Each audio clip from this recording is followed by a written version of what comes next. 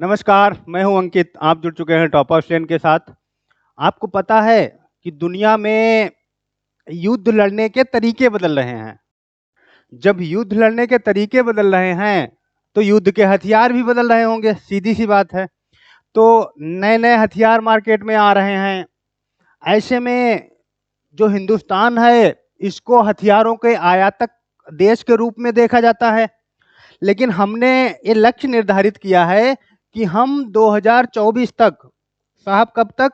हम 2024 तक अपने आप को 2024 तक अपने आप को हथियारों के निर्यातक देश के रूप में पेश करेंगे। इसके लिए हमने जो लक्ष्य रखा है वो कितना है?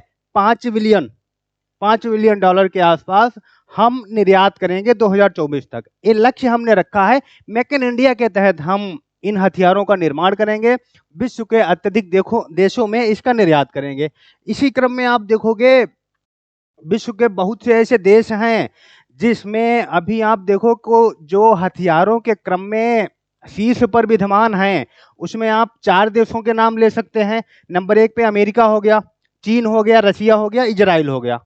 ठीक है, लेकिन हिंदुस्तान को तो सदैव आयातक के रूप में देखा गया है। अभी हमको निर्यातक बनना है और हमने पूरे विश्व से ये बात कह रखी है कि हमें अगर अपने किसी भी वेपन्स का निर्माण करना है तो वो हम हिंदुस्तान में करेंगे। मीन्स कहने का ये हो गया कि हम मेक इन इंडिया के तहत डेवलप करेंगे। अभी आपको कल हमने एक लेक्चर लिया था, उसमें बताया था कि जो यूएस है वो हिंदुस्तान में नए प्रकार की टेक्नोलॉजी पर आधारित ड्रोन का निर्माण करना चाह रहा है।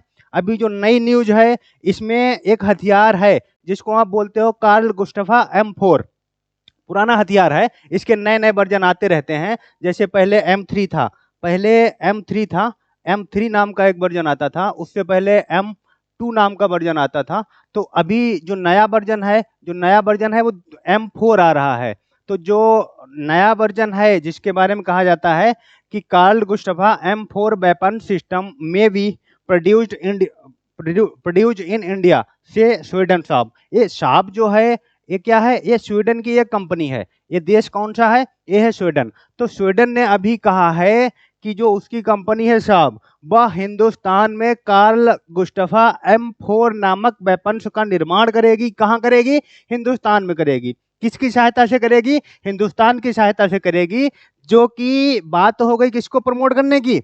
मेक इन इंडिया को प्रमोट करने की। जैसा कि हमने बताया आपको, हमारा लक्ष्य है 2024 तक, हमारा लक्ष्य है 2024 तक 5 बिलियन डॉलर तक वेपन्स को निर्यात करने का। उसी क्रम में विश्व के अत्यधिक देश जो है अब हमारी तरफ आ रहे हैं। उनको लग रहा है कि हिंदुस्तान जो है वो अपने आप को 2024 तक अगर हथियारों के निर्यातक के रूप में स्थापित करने का प्रयास कर रहा है, तो अधिक से अधिक देश उसकी ओर आकर्षित हो रहे हैं। ऐसे में अमेरिका आया। अभी जो स्वीडन है वो हिंदुस्तान में हथियार बनाने की बात कर रहा है। ये न्यूज़ हर जगह तैर रही है। आपको देखो बहुत सारे न्यूज़पेपर मिल जाएँगे। ये सारी द हिंदू की न्यूज़ है, ठीक है ना? ये एक अलग न्यूज़पेपर है, उसकी न्यूज़ है। बहुत सारे अलग-अलग अखबारों में ऐसी न्यूज़ आपको मिल जाएगी कि स्वीडन जो है इंडिया में नए प्रकार के एक हथियार का निर्माण करने जा रहा है।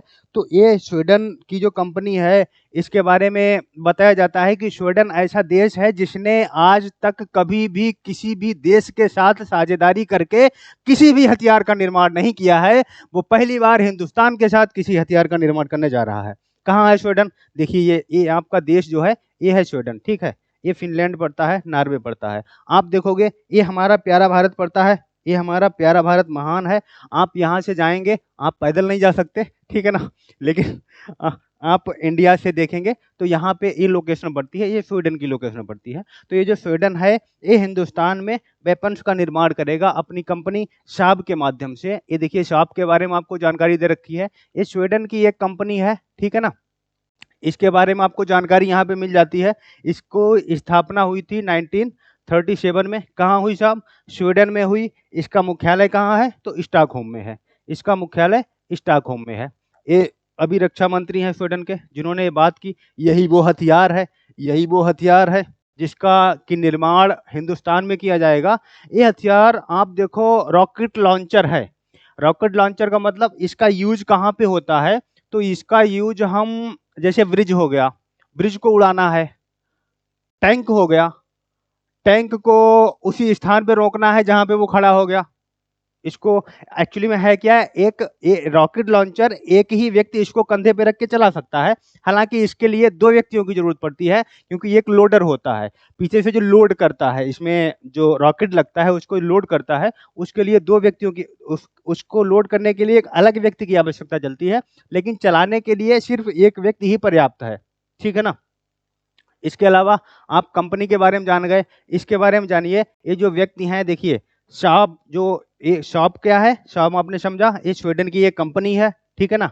इसके सीनियर वाइस प्रेसिडेंट गर्जन जोहानसन ने कहा कि हम कार्ल गुस्ताफ M4 के रॉकेट लॉन्चर की टेक्नोलॉजी भारत को हस्तांतरित कर देंगे। भारत में बना पहला हथियार साल 2024 में तैयार हो जाएगा। हालांकि हमें सरकार से अभी अनुमति नहीं मिली है। ये कौन है, तो इनका नाम है जोहानसन। ठीक है ना। इन्होंने कहा है कि हम हिंदुस्तान में जो हमारा रॉकेट लॉन्चर है कार्ल गुस्ताफ M4, उसकी जो टेक्नोलॉजी है वो हिंदुस्तान को हस्तांतरित कर देंगे। हिंदुस्तान में ही ऐसे हथियारों का निर्माण किया जाएगा, ये बात इन्होंने बताई है। ये देखिए, ये है कार्ल गुस्ताफ M4। आपने एक सनी देओल की मूवी देखी होगी, उसमें भी इस हथियार का प्रयोग किया गया है। वहां पे सनी देओल दिखाया गया है पाकिस्तान पे वो रॉकेट छोड़ रहा है। तो कहने का आशय ये है कि ये जो हथियार है इसके बारे में बताया गया कि 2014 में ये बनाया गया। यह दुनिया के अत्याधुनिक रॉकेट लॉन्चरों में से एक है। इसका वजन कितना है, 6.6 किलोग्राम है। लंबाई कितनी है, 37 इंच है। इससे चलाने के लिए दो लोगों की जरूरत पड़ती है, एक गनर और दूसरा लोडर। जो भी हम बता रहे थे, एक गनर हो गया, एक खड़ा हो गया कंधे पे रखेगा जो, दूसरा क्या है, लोडर है, जो इसमें पीछे से रॉकेट को लोड करता है। ठीक है ना। इसके अलावा 84 मिलीमीटर व्यास और 246 मिलीमीटर लंबा रॉकेट लगता है। यह 1 मिनट में 6 राउंड दाग सकता है। तो ये जो कार्ल गुस्ताफ M4 है उसकी जानकारी हो गई। साब कहाँ है, तो साब हो गया स्वीडन में। ये जो कार्ल गुस्ताफ M4 है पहली बार कब बनाया गया था, 2014 में। अभी आपको पता है कि हिंदुस्तान ऐसे रॉकेट लॉन्चरों का, हिंदुस्तान ही नहीं विश्व के अत्यधिक देश ऐसे रॉकेट लॉन्चरों का प्रयोग कर रहे हैं, हम भी कर रहे हैं। लेकिन जो इसका वर्जन है M3, उसका प्रयोग कर रहे हैं। अभी इसका हम निर्माण हिंदुस्तान में करने जा रहे हैं, उसके बाद इसका हिंदुस्तान में बेहतर ढंग से प्रयोग किया जाएगा। एक नई कंपनी साब FFV इंडिया प्राइवेट लिमिटेड, जो वर्तमान में पंजीकरण के अधीन है। कौन सी कंपनी है, FFV इंडिया प्राइवेट लिमिटेड, जो कि वर्तमान में पंजीकरण के अधीन है, M4 हथियार प्रणालियों का निर्माण करेगी। तो साहब हिंदुस्तान में वो कौन सी कंपनी होगी जो इस हथियार का निर्माण करेगी, तो उसका नाम ये है। ठीक है ना। जो पुराने संस्करण की तुलना में कितना, 30% हल्का होगा। जो M3 है, ठीक है ना, उससे 30% हल्का होगा। और इसमें नई जगह और खुफिया जानकारी है। उन्होंने स्पष्ट किया है कि स्वीडन संयंत्रों से गोला बारूद का आयात जारी रहेगा।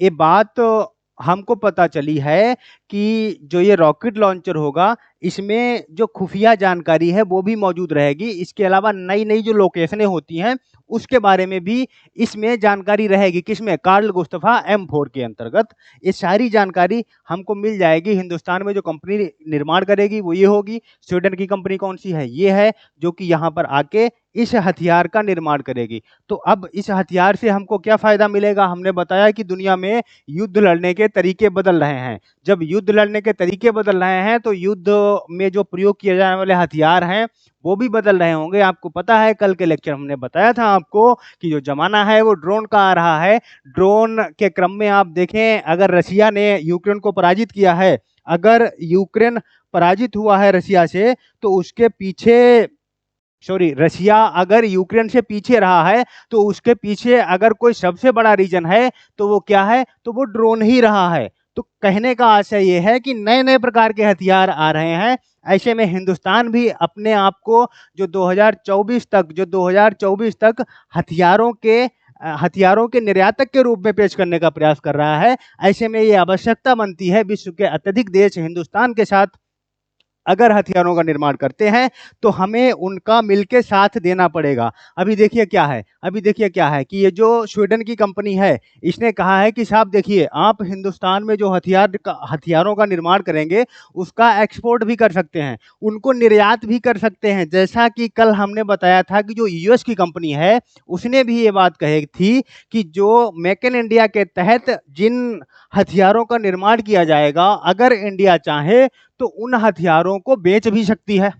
ये बात इन्होंने भी बोली है, आप बेचिए। आप बात, अब तो बात ही ऐसी हो गई कि सीधी सी बात है, स्वीडन हमारे मेक इन इंडिया को प्रमोट करने के लिए आ रहा है, ठीक है ना। तो प्रमोट करेगा, हम हथियार बनाएंगे, उसको बेचेंगे, चाहे एशिया में बेचें, चाहे चाहे अफ्रीका में बेचें, जहां हमारा मन होगा हम बेच सकते हैं। लेकिन उन्होंने एक बात इसमें बोली है कि देखो, बेचने से पहले जो तैयार प्रोडक्ट होंगे वो एक बार स्वीडन की जो कंपनी है, जो स्वीडन में मुख्यालय है, वहां पर भेजा जाएगा, ठीक है ना। इसके बाद इन्होंने बोला है कि देखिए साहब, आप जो ये हथियार बनाया जाएगा, इसको किसी भी कीमत पर ऐसे देश को नहीं भेजा जाएगा जो आतंकवादी गतिविधियों में संलिप्त है। वो कौन है? वो है हमारा पड़ोसी। कौन है वो? उसको हम बोलते हैं, किसके नाम से? उसको हम बोलते हैं पाकिस्तान के नाम से। तो ये जो पाकिस्तान है, इसको ये हथियार नहीं भेजे जाएंगे, सीधी सी बात है, ठीक है ना। ये हम पाकिस्तान को हथियार नहीं भेजेंगे, ये बात स्वीडन ने भी बोली है। बाकी विश्व के किसी भी देशों में हम इस हथियार को निर्यात कर सकते हैं, ठीक है ना। तो ये नए प्रकार का हथियार है जो कि स्वीडन की कंपनी हिंदुस्तान में आके जिसका कि निर्माण करेगी। ये हमारे मेक इन इंडिया के लिए बड़ा ही लाभदायक होने वाला है। जो मोदी जी का लक्ष्य है 2024 तक, उस लक्ष्य को प्राप्त करने के लिए हमारे देश के हित में बड़ा ही लाभदायक होने वाला है। विश्व की अत्यधिक कंपनियां अगर हमारे साथ मिलकर ऐसे ही साझेदारी के क्रम में हथियारों का निर्माण करेंगी, तो हमारा देश जो है 1947 तक, जिसको कि मोदी जी ने बताया है कि 2047 तक हमको हिंदुस्तान को डेवलप कंट्री बनाना है, ठीक है। तो उस लक्ष्य को प्राप्त करने में हमें कोई भी समस्या उपलब्ध नहीं होगी, अब ये जो 2047 लिखा है, इसके क्रम में एक बात याद आ गई। वो बात ये है कि आपको पता है कि पीएफआई को बैन कर दिया गया। पीएफआई को बैन कर दिया गया। तो पीएफआई को बैन किया गया, इसके पीछे रीजन ये है कि देखिए, जो पीएफआई था, ये हिंदुस्तान को 1947 तक, पीएफआई जो था वो हिंदुस्तान को 1947 तक इस्लामिक कंट्री बनाना चाहता था। क्योंकि उनके पास वो सारे हथियार मिले, वो सारे औजार मिले, वो सारी टेक्नोलॉजी मिली है, वो सारी ऐसी पुस्तकें मिली हैं जिनमें ऐसी टेक्नोलॉजी का ज्ञान छुपा है। ऐसे जब वस्तुएं उनके पास से प्राप्त हुई हैं, ऐसे में एनआई या भारत सरकार के पास दूसरा विकल्प नहीं था इसको बैन करने के अलावा। वो बैन कर दिया। ये बात अच्छी थी, क्योंकि हिंदुस्तान को आप आतंकवाद का अड्डा बनाना चाह रहे हैं, हिंदुस्तान को आप 2047 तक इस्लामिक राष्ट्र बनाने का प्रयास कर रहे हैं। मोदी जी का सपना है कि हम इंडिया को 1947 तक एक डेवलप कंट्री के रूप में विकास करेंगे, लेकिन जो आपकी सोच है वो गंदी है, इसलिए हम आपको बैन करते हैं। बात ठीक है, ठीक है। अब हथियारों का निर्माण हिंदुस्तान में होता रहेगा। आगे कौन सी कंपनी हिंदुस्तान में निर्यात करती है, जैसे जैसे जो कंपनियां निर्माण करेंगी, आप लोग बने रहिए टॉपर्स लेन के साथ। Thank you.